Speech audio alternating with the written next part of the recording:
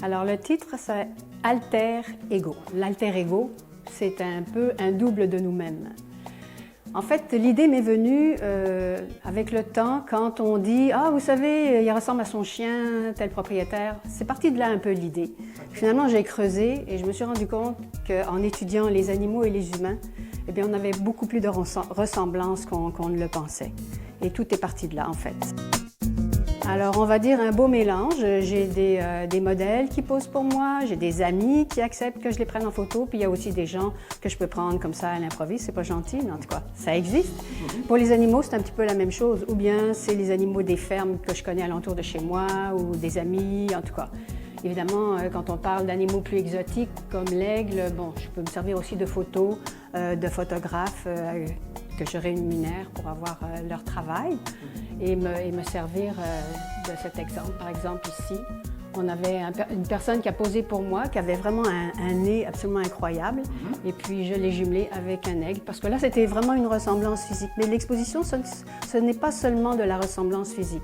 Ce sont aussi des émotions que j'ai essayé de traduire par les images. Parce que finalement, les animaux et les humains ne sont pas tellement différents. Ben, peut-être une des premières qui s'appelle voilà, le petit mouton ici avec le bébé. Parce que c'est une des premières que j'ai peintes et puis ben, c'est ça, j'y suis attachée. Les agneaux, ça s'appelle les agneaux. Disons que ça fait à peu près 5 ans que mon exposition Alter Ego comme telle est en tournée à travers le Québec, dans différents endroits. Ici, j'ai à peu près 35 duos. J'en ai d'autres en préparation, j'ai des commandes aussi à partir de cette exposition-là, mais ici, il y en a à peu près 35.